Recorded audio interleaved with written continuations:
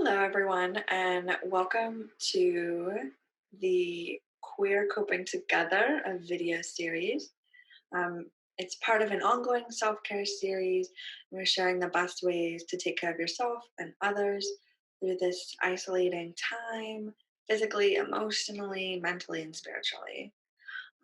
My name is Ren. I use she, her pronouns. I work in the behavioral health department here at Mazzoni Center, and I'm so grateful to be able to share this space with you today. What I'll be talking about is self compassion. So that's kind of a funny word. We think about compassion for other people, caring about others, and I want to talk about caring for yourself. And I do have a little bit of a disclaimer. I don't know your specific situation, and this might not be what you need right now. You might need help. And we have crisis numbers linked below. We have other informational resources. So I just want to say, I don't know your specific situation, but my hope is that this will help a lot of people because it's definitely helped me. It's helped a lot of people that I know. So I just wanted to share this with you today about self compassion. And we have a lot of great videos about relaxation exercises, and I'm going to pull from that a little bit and just encourage you to take a nice deep breath. Just in and out, just taking a pause. And that's a really nice way to take care of yourself for just a moment. Um, I want you to acknowledge all of the ways that you've adapted in the last month or last couple of weeks or in the last day. There's a lot of external demand, a lot of pressure being put on us, and a lot of ways that we are having to adapt. So I want to acknowledge that, and I want to encourage you to acknowledge all of those changes that you've made to your life. That's a lot of work. I want to give you credit for that. Maybe you've had to adjust your finances. You've had to figure out how to go to the grocery store. Just thinking about not in like a stressful way, but in like I did it. I got the things I needed. And maybe all the ways that you're taking care of yourself right now, you're watching this video, you're working to take care of yourself, giving yourself all that credit too. Um, I think that it's really easy to think about all the things I need to do or should do. I've seen a lot of media, really well meaning people saying that you can learn to bake and read all the books and write a book. But I want to talk about giving yourself a little bit of space with that because of all of the adapting that we have to do right now. It's a lot of stress we're putting on our brain. Our brain is working really hard to keep us safe and keep us healthy. And putting all these extra demands of creativity and writing and productivity is really challenging when things feel really uncertain. It's really hard to plan the next week, the next couple of months. So it's definitely a lot harder to perform and be as productive as maybe you had been before, or as much as you're expecting yourself to be productive right now, or others are expecting of you. So, if you're on board with me with creating a little bit of space for yourself, a little bit of freedom, um, one of the things that can be helpful is keeping an eye on the word should. So, this isn't something I came up with. This is a rational emotive behavior therapy and cognitive behavioral therapy technique. But the should, the must, the ought tos, need tos. So, we want to think about imagine that you're waking up in the morning and you have a little bit of extra time and you think to yourself, I should do a morning workout or yoga or meditation or anything like that. But you're really feeling tired and it feels like what your body needs is a little bit of like rest.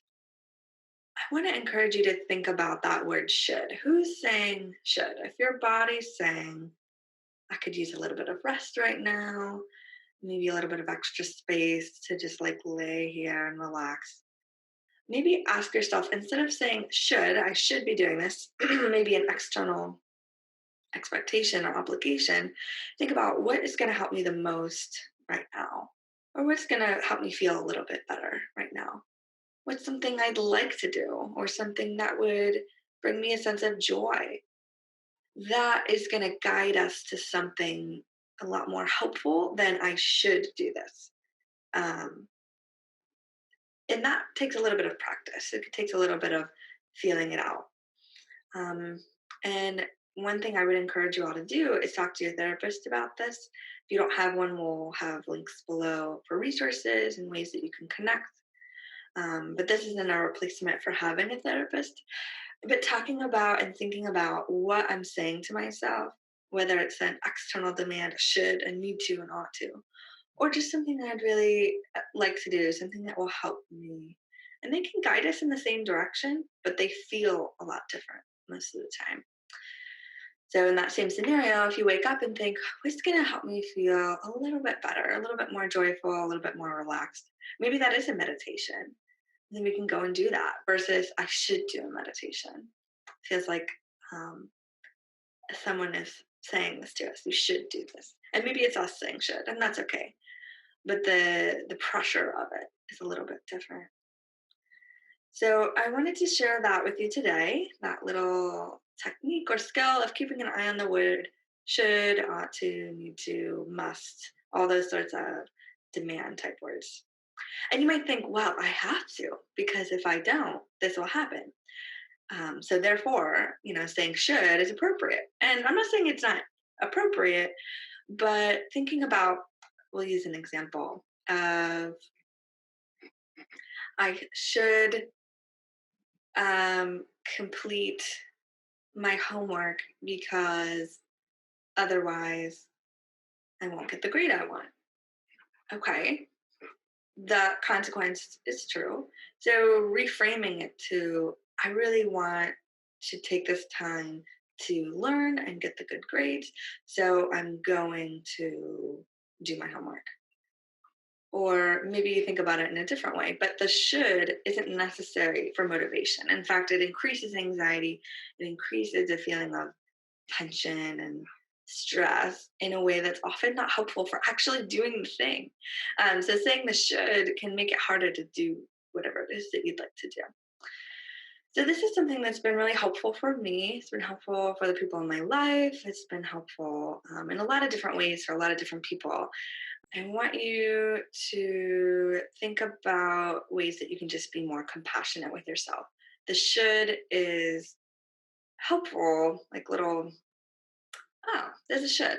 It's a helpful way to notice that it's happening, but just generally having a sense of compassion and love for yourself, even if it's a little bit more than it is now. You don't have to jump into self love all at once.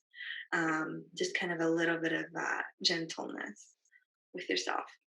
And I'm looking at my outline here. So you can share this on social media so you can connect with others in our community. If you have any questions or thoughts about the program today, you can reach out to Elizabeth Kahn at EKAHN at mazzonicenter.org, MAZZONICENTER.org. And if you know anyone experiencing an urgent mental health crisis, like I said in the beginning, we have resources below. You can also call. The trans lifeline is 877-565-8860. And the National Suicide Prevention Lifeline is 1-800-273-8255. And we're in this together. We stand with you and here to support you. So please feel free to reach out.